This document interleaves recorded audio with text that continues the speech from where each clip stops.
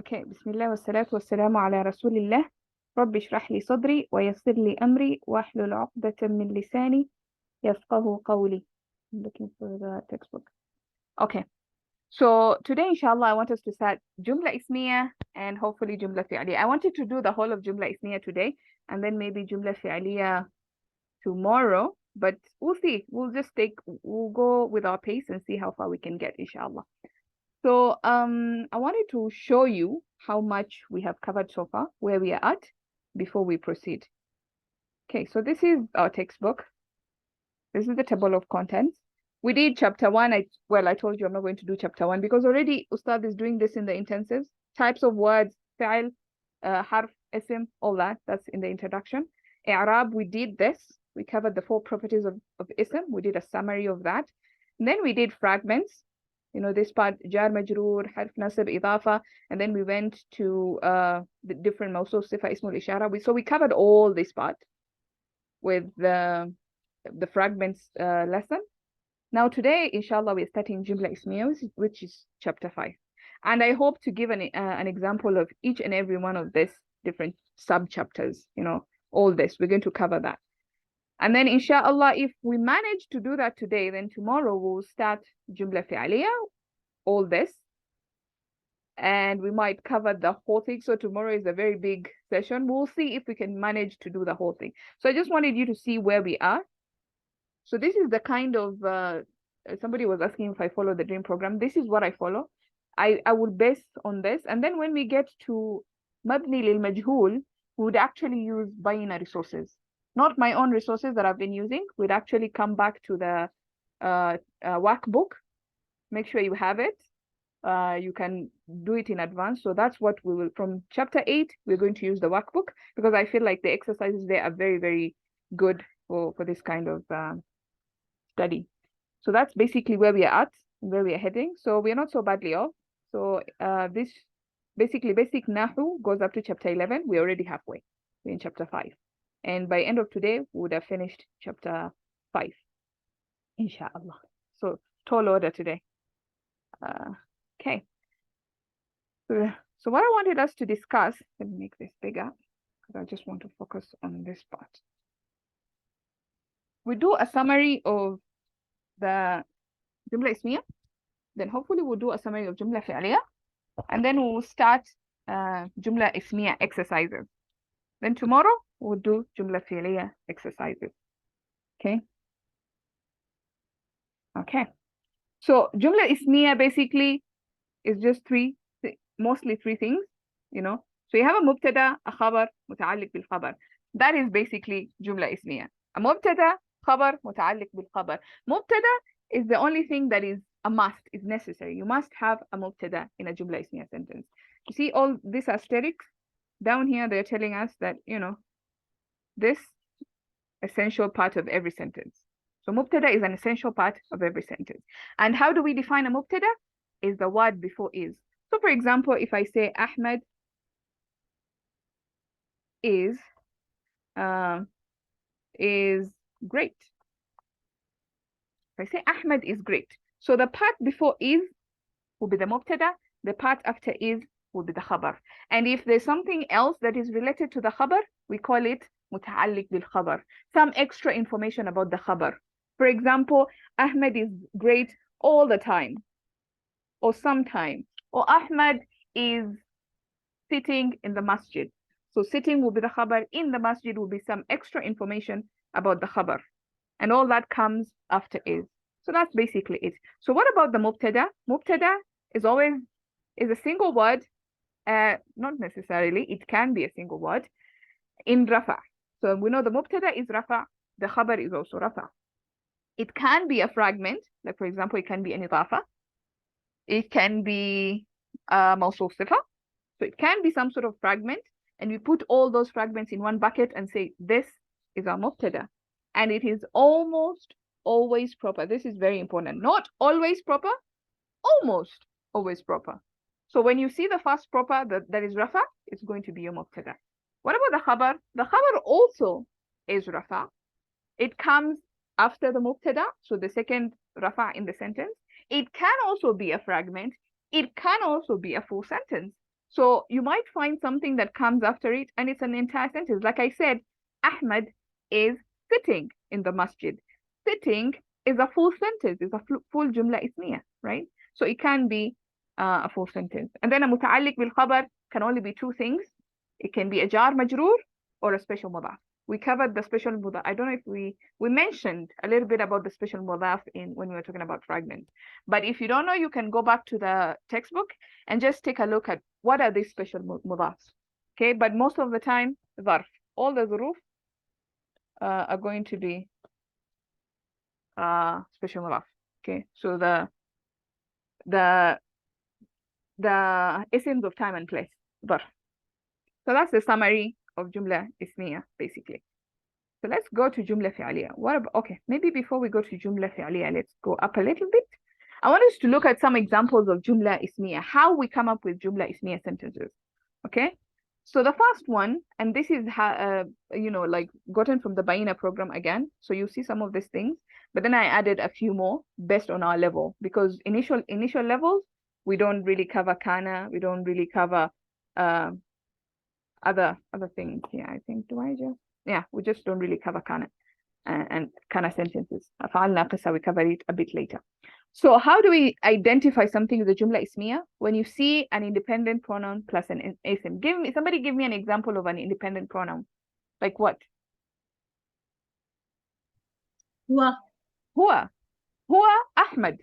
He is Ahmed.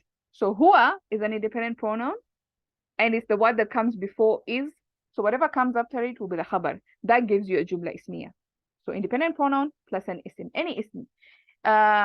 Huwa masjidun.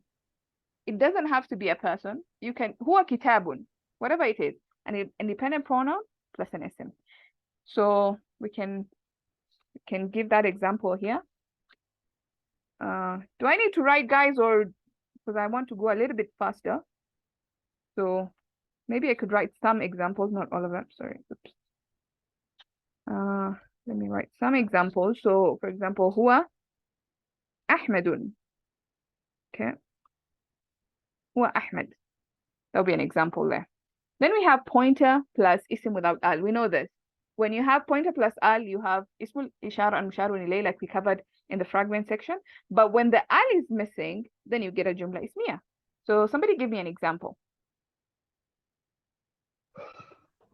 هذا كتاب. هذا كتاب. Okay. هذا كتاب. Told you I'm a slow typist. Still working on that. We'll get there, inshallah. Okay, so that's an example. Then we have harf of nasab fragment, the whole fragment. So inna and its isim, ka'anna and its isim, and all those sisters of inna, plus something else. Like you get a khabar from there. So it can either be an isim after that, which will give you the khabar, or it could be a fi'l, which will give you a jumla fi'aliyah. So somebody give me an example of harf nasab fragment and its isim.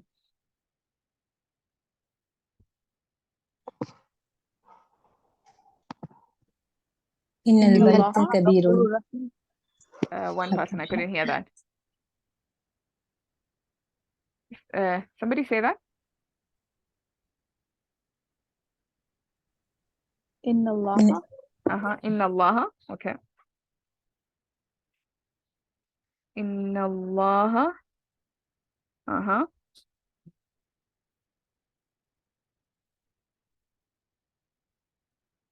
كبير. Okay. Okay. Okay, we can do that, no problem. Kabirun. Inna Allah kabirun.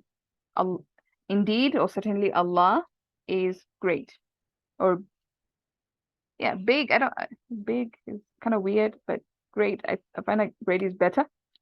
Anyway. عظيم. إن الله عظيم. Yeah, عظيم. Yes. Yeah. Okay, so another way of identifying a Jumla Ismiyyah is when you have a proper ism followed by a common ism. We covered this also in the Baina program. So what do you guys think? A proper ism followed by a common ism.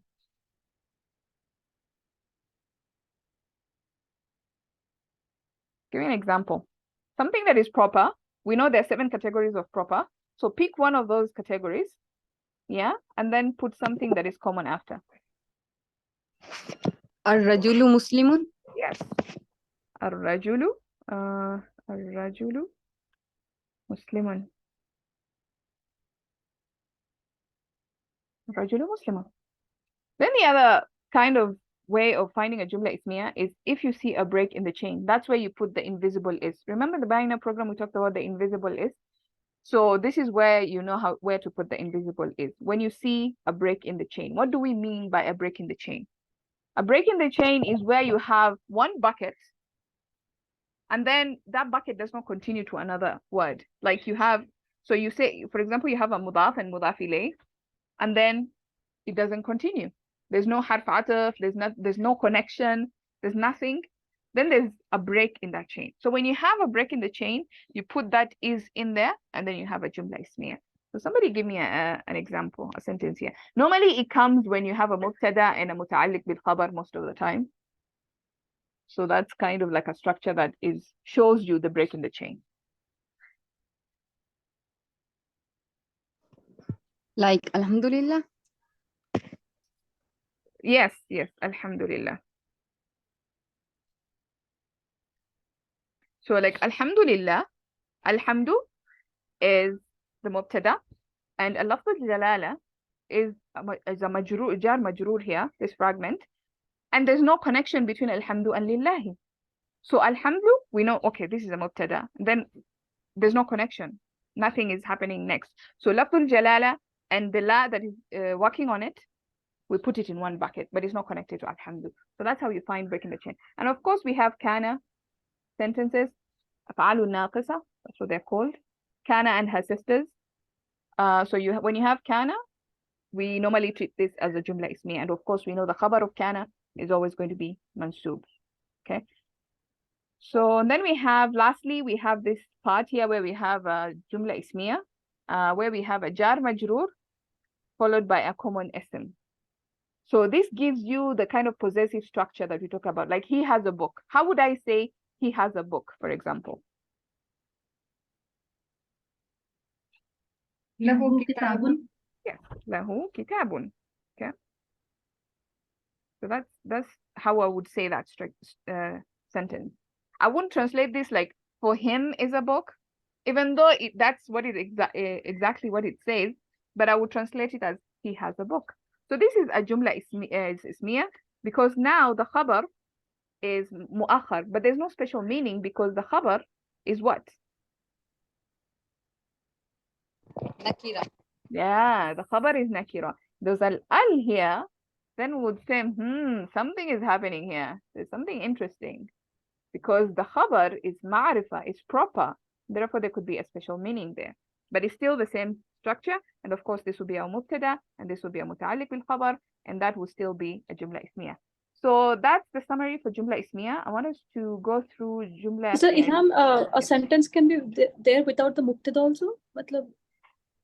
So yeah, the mubtada can be mahdhuf, but for our purposes here, and from what Ustad has taught us so far, I don't want to overstep what he has taught us. He has taught us that a mubtada is an essential part of a Jumla Ismiyyah. But then you would read some tafasir books, and then you would see that the mubtada is mahdhuf. I was struggling with that concept because sometimes I would read tafsir and they would say the mubtada is mahdhuf, and I was like, how? Mubtada is a must. You need a mubtada. So I couldn't understand that, and I cannot explain that yet because I haven't done enough research on that. So I'll just leave it at that. And maybe when we get there, inshallah, Ustad will explain to us how a mubtada can be mahdhuf. I know a khabar can be a mahdhuf, but I don't know how a mubtada can be mahdhuf. Okay.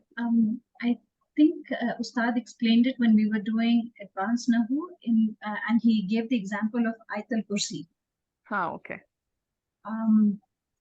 It's Allahu la ilaha illa huwa al-hayyul qayyum, and then he said Allahu is mahzuf in every other sentence that's coming behind it, after it. So okay, so it's not really mahdhuf as such because you have Allah is our mubtada, and then you have 9 sentences that follow it.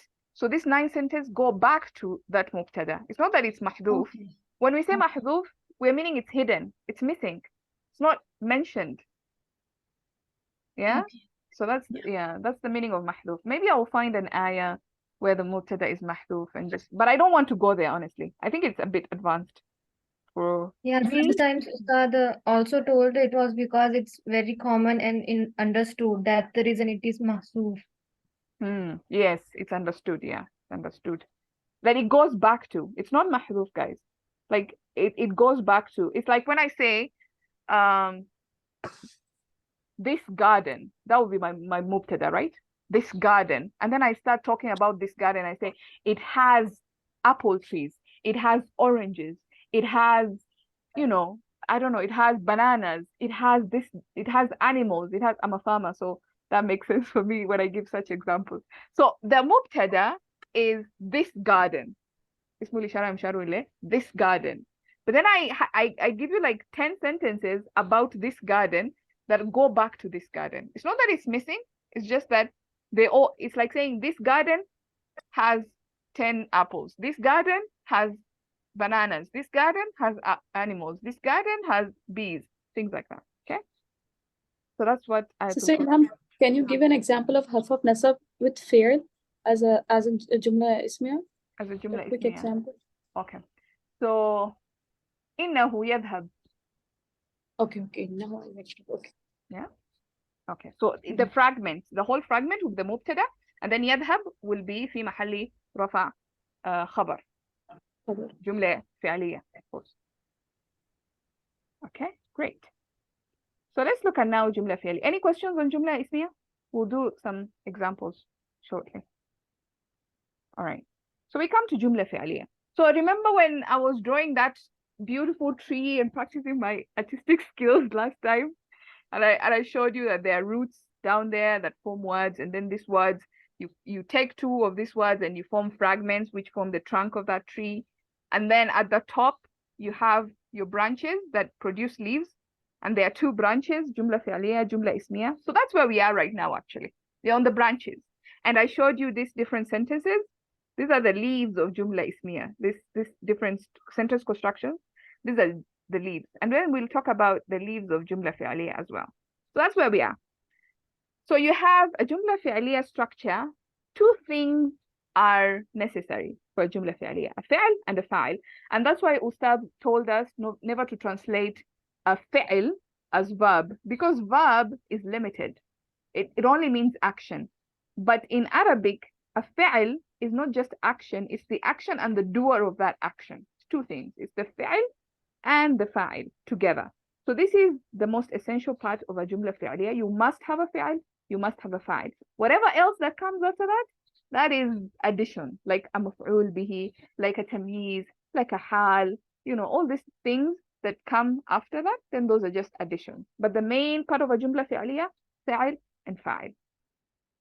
So when we look at the fi'il, one of the most essential parts, the action, that's how it's defined. We have two, maybe four kinds, although the second and third are paired together. So we have four kinds of fi'l. We have the madi, the mudari', amr, and nahi.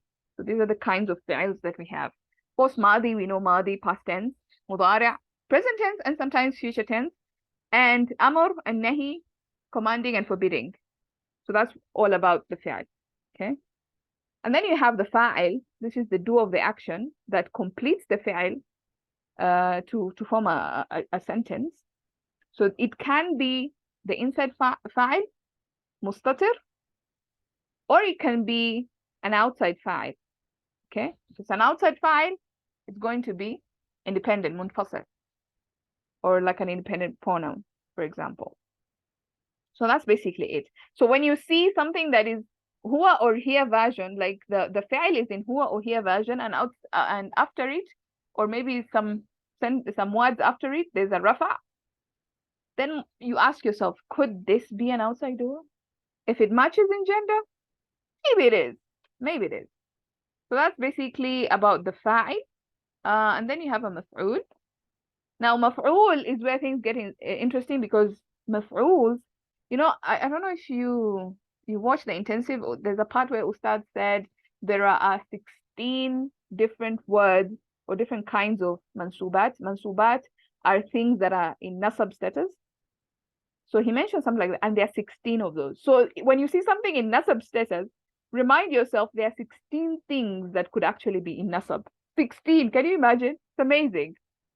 So normally when we see nasab, what do we say? Maf'ul, maf'ul.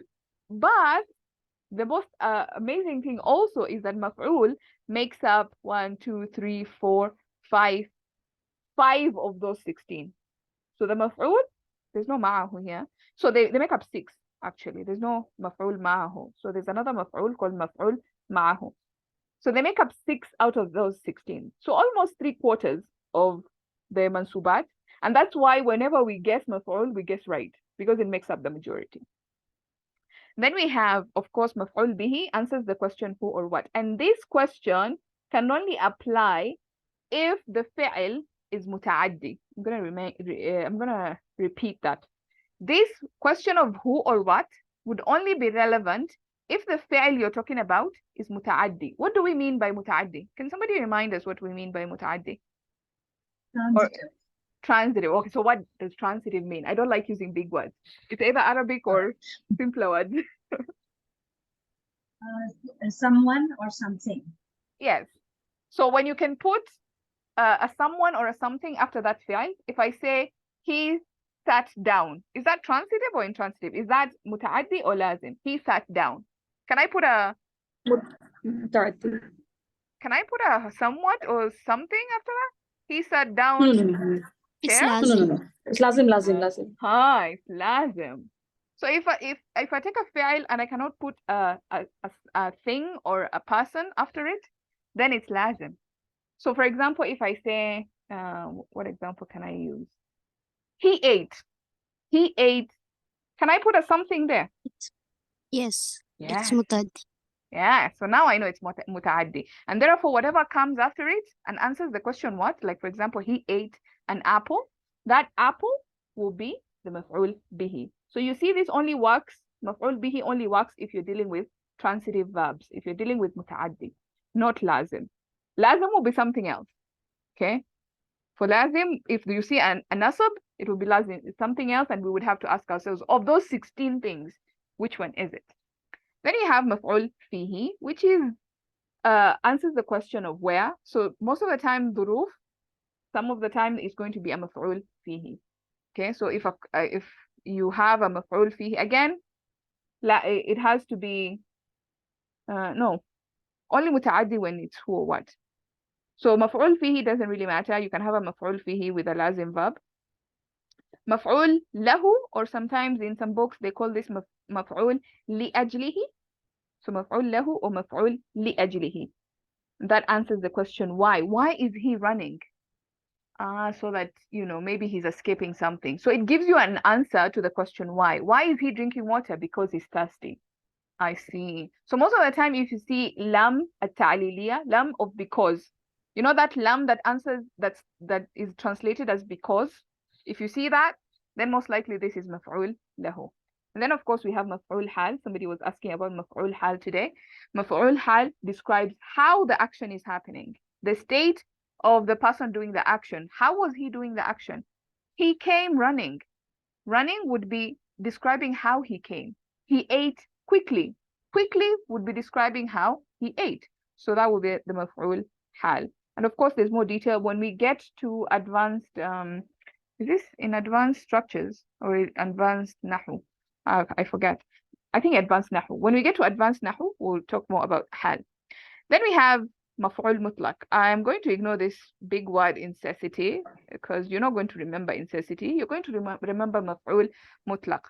And maybe I could show you a little bit about maf'ul mutlaq, actually. Yeah, so let's Ilham, could you please repeat about why lahu? You said some lam. Yes, lam at-ta'liliya, lam of because. So Is that the lam of light harf?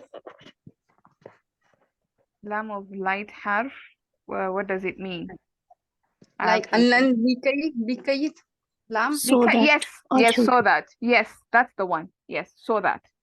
So it means so that. So you can see it tells you so that what? Because something. So it kind of tells you why. And maybe I would do some research and also like share maybe just like a small snapshot or a summary of مفعول له and مفعول لأجله, because I didn't prepare this. What I prepared was مفعول مطلق, because that is also another thing that I didn't understand myself, so I wanted to understand, and that way let me see if I have it here. Okay, let me just look for it.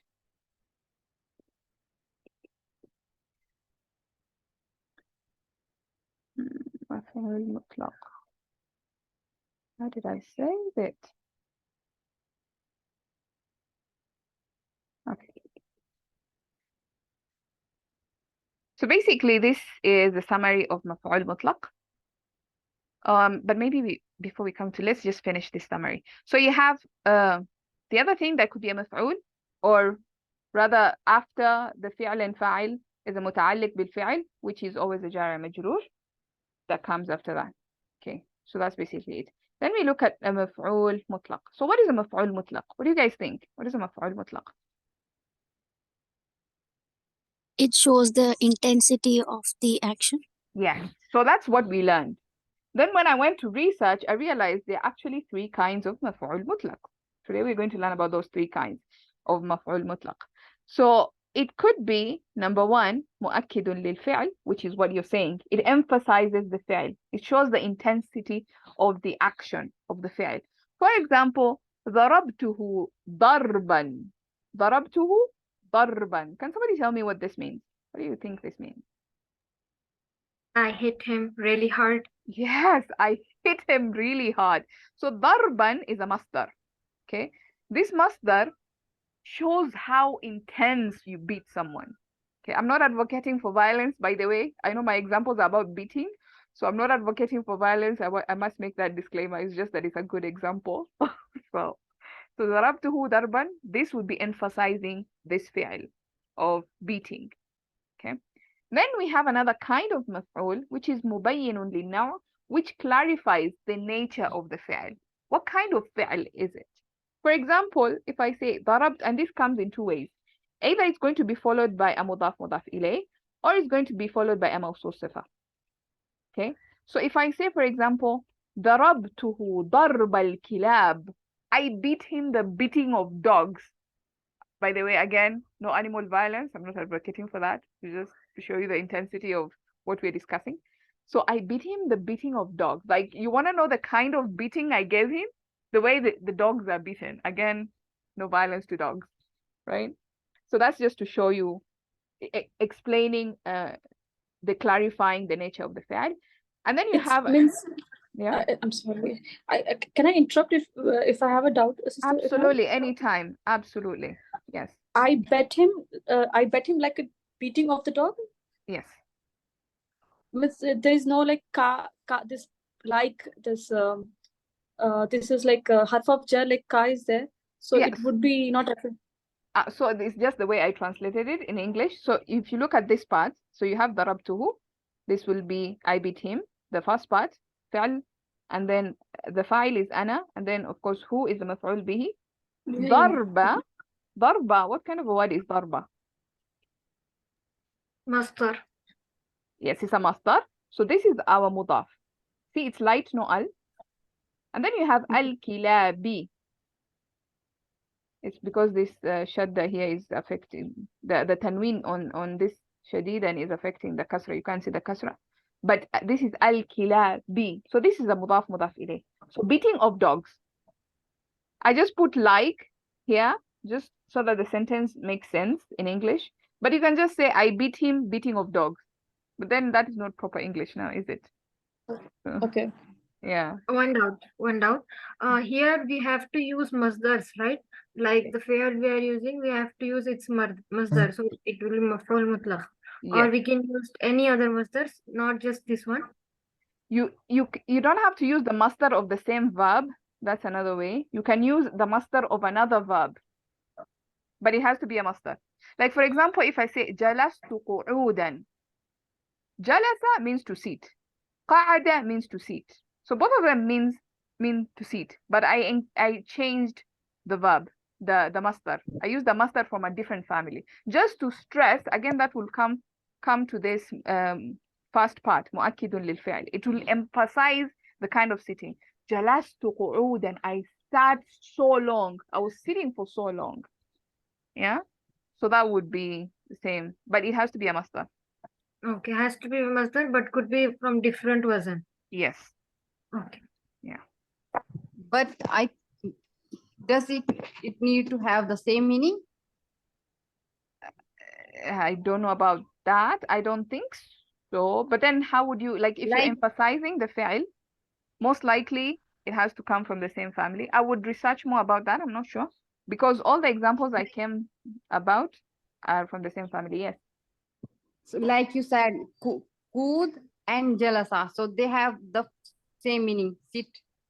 Yeah. So we have to use the not from the same family, but the same meaning.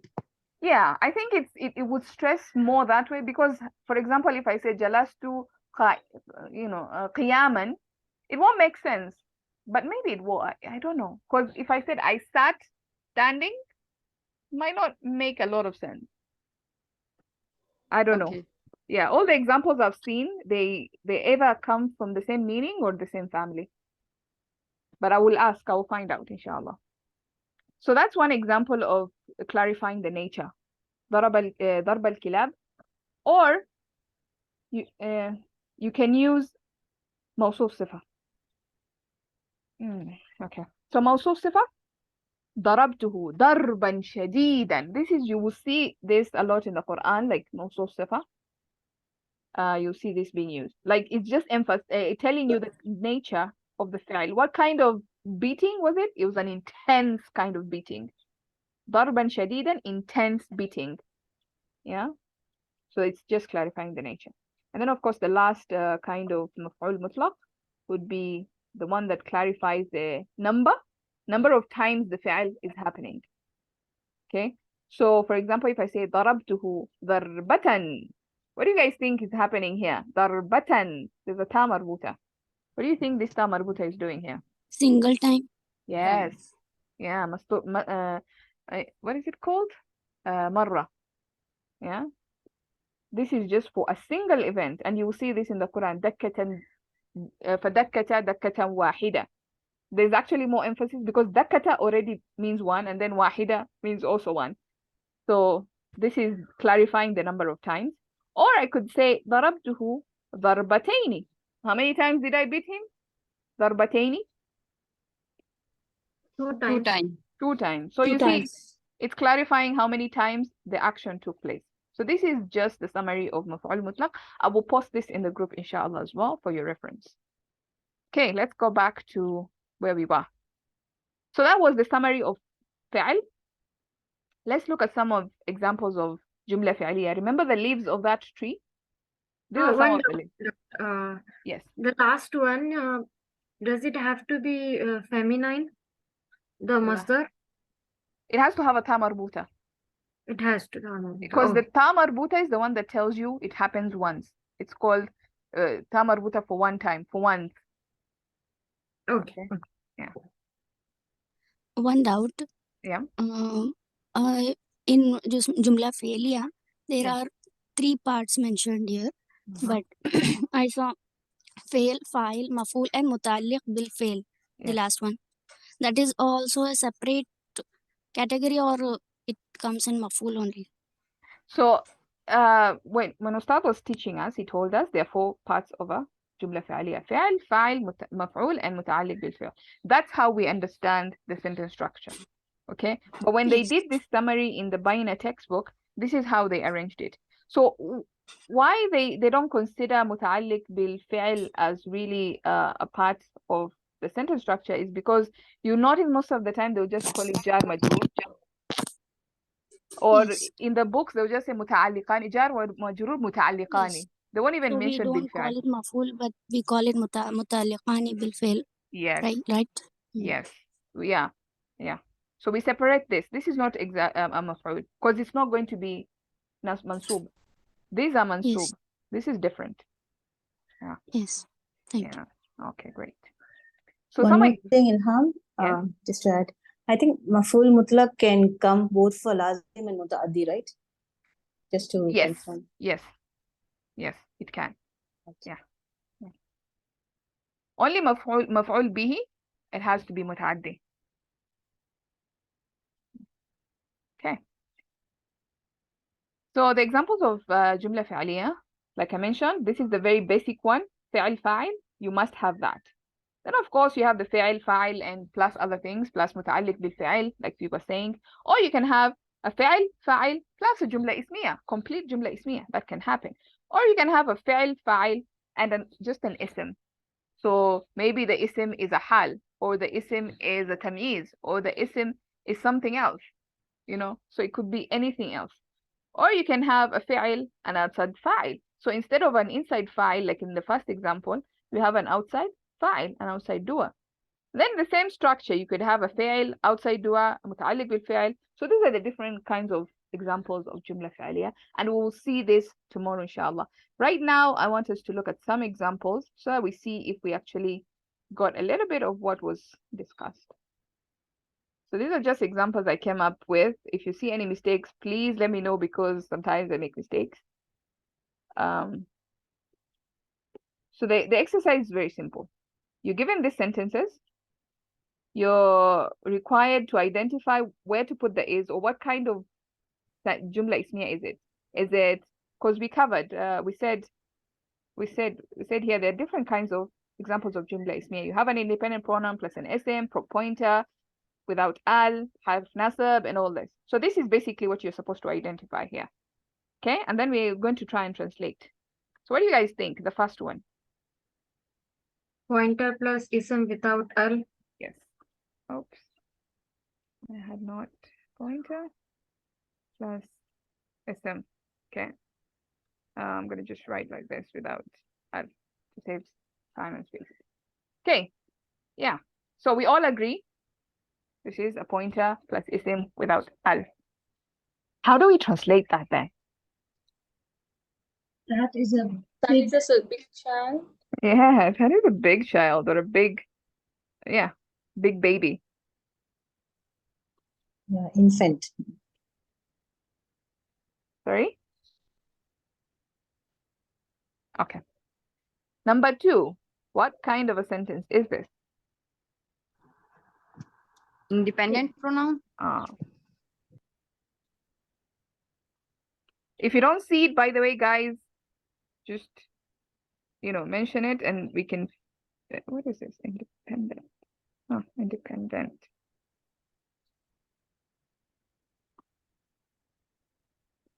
Pronoun. Yeah, that's ism. Okay. We can all see that, I hope. Antum is from the... Excuse me. Yes. I don't understand. Hello. Yeah. I don't understand this independent pronoun. This is Jumlah Ismiyyah then. Yes, this is Jumlah Ismiyyah. So it can start with the independent pronoun. Yes. That will be our mubtada. Remember, independent pronouns, this will now be a mubtada. Antum will be a mubtada. At-tullab would be a khabar. And in between, we put an invisible is. So like you see what we did here, that, dhalika is our mubtada, that, the part before is. And then we put an is, and then a big child, tiflun kabirun, mawsuf sifa, is the part that came after is, and that is our khabar. Okay, marfu'. You can see it's marfu'. Is that clear? So this will be, you all are the students. Yes. Yes, that is exactly right. Thank you. Independent pronouns are always mubtada, right? Yes. If it's a jumla, and they're always at the beginning of a sentence most of the time. You can have an independent pronoun like adamir al-fasl in between a mubtada and a khabar, and we'll look at that as well. So that can also happen. But most of the time, yeah, they're going to happen in the beginning of a sentence, and if it happens at the beginning of the sentence, it's going to be a mubtada. Yes. Yeah. So I'm going to put the in brackets because it's in English, it's just better to say you are all students as opposed to say you are all the students. Doesn't sound very correct in English, but we know al is there, so it means. And then again, this tells you what? Remember when we said khabar is not proper? What does this tell you? So Exclusivity. Yeah. isn't all students is like kullu tullab? So because I'm talking to antum, how would you translate antum? How do you distinguish in English between anta and antum? I think Ustad translated it as you all. Oh, you all. Sorry, yes, you're right. Sorry. You all are students. Yeah, we put the all in the wrong place. Yes. Thank you for that. Somebody else had a question or comment? No? Okay. No, you were asking what does it imply, Yes. right? The exclusive. I said ikhtisas. Yeah, that's what I said. Yeah. So sometimes you can have a khabar with al. Okay. So in such a case, sometimes you bring an independent pronoun to referee that situation. Sometimes they don't. Okay. So in this case, I would say antum. No, in this case already there's a pronoun. So I can't say antum. You know, it's going to be weird. No, I think the referee pronouns are for pointers. Like we have to make it ismul ishara musharun ilay without like Difference. Yes. yes to have is but also the. So we put referee so that it The becomes difference. sentence rather than fragment. Yes. That like ulaika antum tullabu. Okay. Ulaika hum. If you say ulaika, then Yeah, it'll be ulaika. yeah. Antum tullabu. I'm thinking, yeah, that I'm thinking more about that referee. I'll share if I remember what. I'm not so sure, but if I remember, I will share. Inshallah. Yeah, but thank you for that. Yes. A quick question. Yeah. Just reminding myself that khabar is usually common Yes.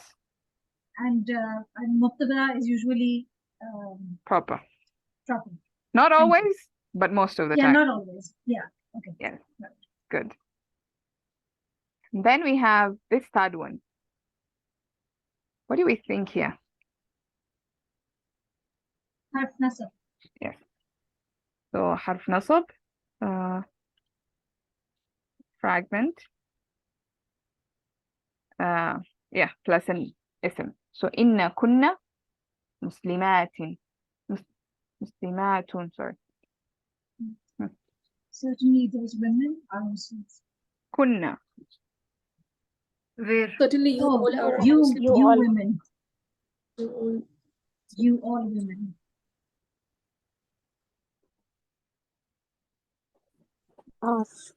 Then we put the R and then the khabar after that. Muslim. Good. All right. Then what do you think is happening here?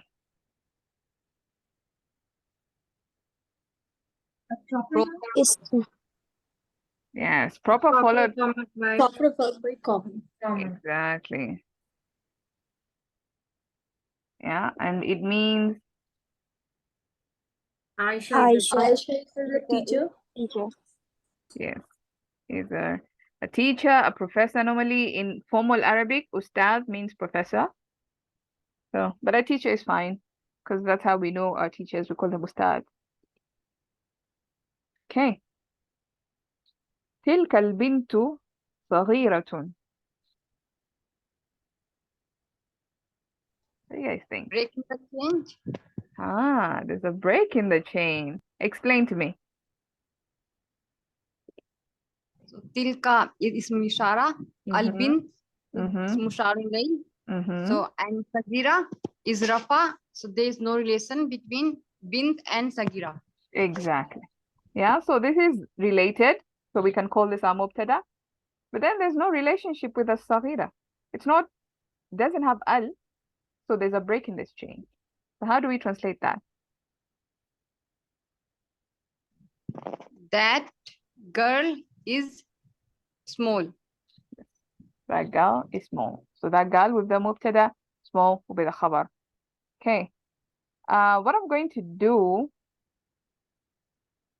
because we have a couple of minutes left, I want us to also look at Quranic examples.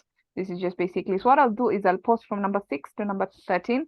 I'll post it in the group. You can all work it out. These are very basic examples, but it covers different kinds of Jumla Ismiyas. Like you would see, for example, like qalami هذا جديد. It's a different kind of structure. Then you have what you guys were talking about with the referee pronoun. ذلك هو المسجد. You know, then you have different kinds of things happening here. You have these interesting examples. I'm curious to know how you will figure this out. Yeah. So al-maliku ذو مال كثير. So yeah. So these ones I'll post in the group and you guys can mark them out, inshallah, during the week. So I want us to look at some Quranic examples and also the rest, maybe we can work them out in the group. So what we'll do is I'll probably just go do the bottom down, up, down. And then on the right, is this right? Yes, on the right, I'll post it in the group. You guys can figure it out on your own. So let's start. The instruction is very simple. If you see a mubtada, you tell me, and I mark it yellow. If you see a khabar, we'll put it green. Muta'alliq will be blue. And if there's anything else, then we're going to put it gray. Okay, so what do you guys think? We're starting simple. Do I make it bigger so that you can all see? Okay. Alhamdulillahi Rabbil Alameen. What's my mubtada? What's my khabar? What's my muta'alliq bil khabar? Alhamdu mubtada. Okay, so that's our mubtada. So is it, what kind of yellow is this? That? Okay. Lillahi muta'alliq bil khabar. Okay. Then what is Rabbil Alameen? متعلق بالخبر. It's also muta'alliq. So it's connected to, so Mawsuf sifa.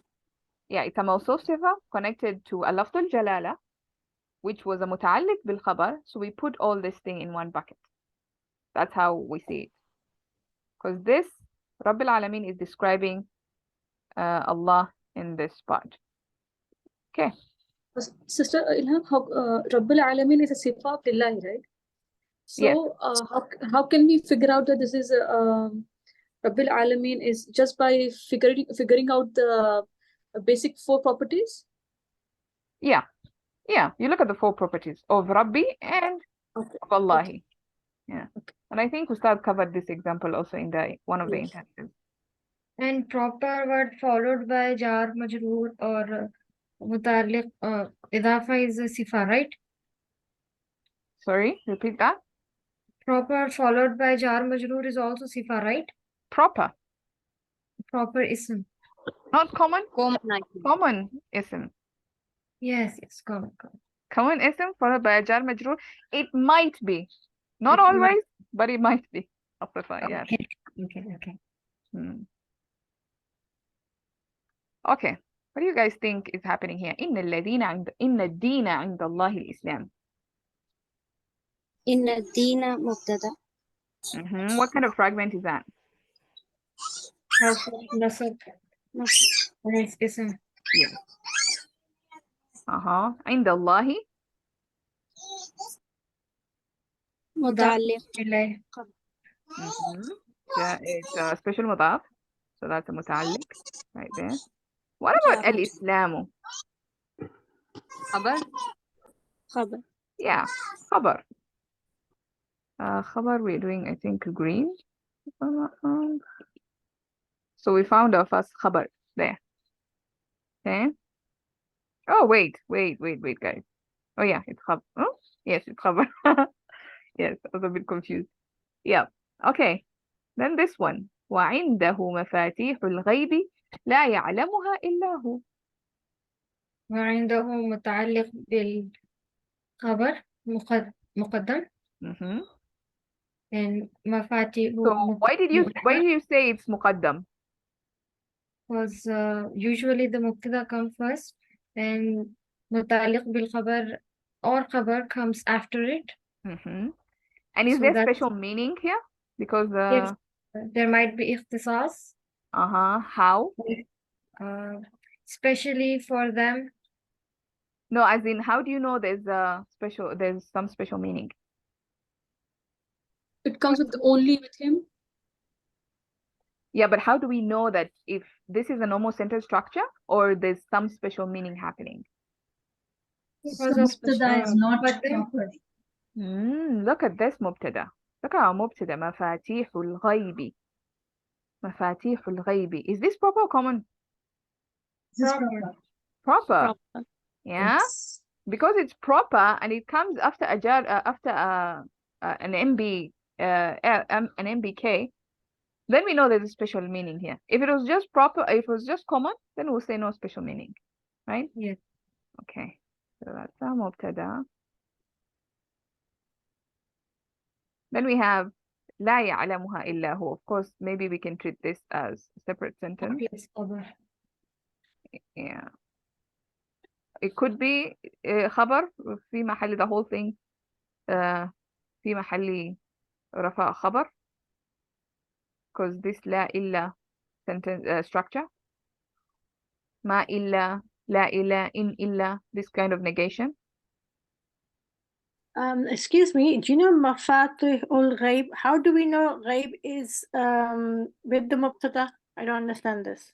Okay, so look at mafatih. What do you see? Do you see light no al? Yes, You see that? So what Okay. does that tell you? it could be a mudaf, right? And you look at the next word. What do you see? It's al and it's got a jar, so it's definitely mudaf ilayhi. Exactly. So this is Okay. one bucket. Thank you. I've joined after a very long time, so I'm a bit rusty. Thank you. No problem. We all forget. Sometimes I make something that is after jar and I make it nasab and I was like, what a stupid mistake. But we do it. Alhamdulillah. Thank you. Okay, no problem. Yeah. Okay. So what about this one? What do you think? لكنه الله ربي ولا أشرك بربي أحدا. So how Is can that I a ask question? something? Yes, please. Yes. So how la ya'lamuha illa huwa is khabar. Khabar is mostly related to mubtada. How is it related to mafatihul ghaib? Okay. So khabar basically gives you more information about the mubtada. Okay. Yes. So what do you think this ha goes to? This ha here. What could it be going back to? What do you think? Mafatih. Why Thank you. It's mafatih? going to mafatih. How? Mafatihu is broken plural. So Broken plural. we treat it as One family. Singular feminine. singular feminine, and then you have singular feminine here. So you see this ha goes back to mafatih. Okay, so But I'm not sure Thank about you. this ayah, honestly, how the grammarians will look at this part. That's why I'm not focusing. But obviously, يَعْلَمُهَا, this ha goes back to mafatih. In that sense. okay. So for example, if there was no la and illa, because we know this la illa is a kind of negation. So if we were to remove this, la and we were to remove this illa, and of course, the huwa also would have to remove because it's the istithna, I think. Oh no, we keep the huwa. يعلمها huwa. So huwa would be our mubtada and يعلمها would be our khabar, and this whole thing maybe it goes back to mafatih al-ghaib. It would be the khabar of mafatih al-ghaib. So that's how I would look at it. But then I will confirm with tafsir. I'll go to check it out in Furqan.com and see if that makes I sense. have a question. Yes. Is the ha in the ya'lamu an ayat? Yes, it's an aid. Yeah. So aids don't just come in when you're talking about ism mawsul and mawsul. Yeah, and silatul mawsul. You can have aids coming in different places. Like we saw when we were dealing with sifas, complex sifas. The aid comes back in Jumlah Fi'aliyah, Jumlah Ismiyyah. Then also the aid comes back in, what is this topic that we did in advanced Nahu? I keep forgetting it. It's The maf'ul thing? It's a mawsul and silatul mawsul. There's another one also. Yeah, so the Mashghul. aid, yes, مشغول. Yeah, that one. الشاغل والمشغول. Yeah, that one. So it can come back in different ways or in different occasions. Okay, so what do we do here? Because time is running out. Maybe we can do just these last two and then we can end there and then I will post whatever else is remaining in the group, inshallah. So what do you think is happening here? لكنه الله ربي ولا أشرك بربي أحدا. لكن and أحدا I think مبتدأ Okay, so the ism of لكن is أحدا. لكن I don't know if that's how I would look at it. How? Ahadan can't be, I think, ism, because after fail, everything is connected to fail. So yeah, so أحدا is more like a tamyiz here, I think, or something else. Yeah, I also think Tamiz Ilham. Yeah, Rabbi Anyone. might be ismuha. Rabbi. Yeah. Rabbi I can't Yeah. be Rabbi, na? B has jar No, majroor. it's In no, Lakinna will it's indeed be Lakinna, but actually we Rob. half of nasab plus Ah. na.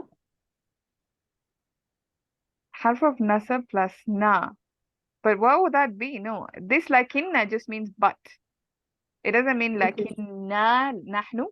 It doesn't mean lakinna them ladies. It just means lakinna, like but. However, he is Allah, my Rabb. So I don't know. This is okay. I didn't do these exercises before because I like to also be surprised and see if I can figure them out myself. So maybe this one I'll put a star on it. I'll go check it out in tafsir.com, see how they figured it out, and we can post it in the group. The last one, وَسَلَامٌ عَلَيْهِ. والسلام المبتدأ Yeah, clearly. عليه جار مجرور متعلق بالخبر. Yep. There we go. So yeah, so these are kind of different structures. You can see we have an MB, an MBK starting. We have lakinna here. We have salam. We have a mubtada and a muta'alliq. Inna structure. Then you have a common, a mubtada followed by a jar majroor, things like that. So they're kind of, I try to bring as many variety from the Quran as possible. Sister Ilham, Yes. a request from my side. I don't know others would agree with this or not. If you could post, I guess you might be preparing some PDF or some Word document for the class, right? So if you could post that one for the day so that we can go through over it again. Because after a long time myself, I'm getting into the revision and something, it's all like it was blurred and it's getting clear. So if you could post whatever you had, you were preparing for the class, as in for the notes for me, because even I asked in the group for the notes which we are supposed to follow, because what I thought, like if I keep writing it, I would miss the important points what you're saying. Yep. So yeah, so if you could post the document whichever you had prepared for the class, it would be a great help. And one more thing for me, actually, if you could tell me what could be in the next class from which page number, which chapter, I could prepare myself. And I would be, mentally prepared for it, because I think most of us, we are revising now only with you. So it would be, like sometimes we get into the silly doubts as well, as I have noticed few of the students will get annoyed. So if you could tell us what to be learned or what to be prepared for the next coming class or next week, if you could post it, then at least we'll be having an idea what is going to have, and we will be, little bit prepared, and we don't have to put more time into this one. Okay. Yeah, that's fine. No problem. Do you want me to post this material before the class or after the class? After class is Fine. after the class. Is Okay, what fine. we have to prepare for the next week or the next class. If you could tell us, but the end of the class, or just you can post it after the class that what we have to supposed to prepare for next class. Then, at least for me, it will be. Yeah, sure. good No enough. problem. We'll do that. We'll do that, inshallah. So I'm going to Jazakallah. officially end the session right now, but if you want to stay behind, I can stay behind maybe for like 10 minutes, 15 minutes, and if you have any questions, we can answer. So بارك الله لي ولكم في القرآن الحكيم ونفعني وإياكم بالآيات وذكر الحكيم. I'm just gonna end the session now, or the recording. Sorry, I'm going to stop the recording now.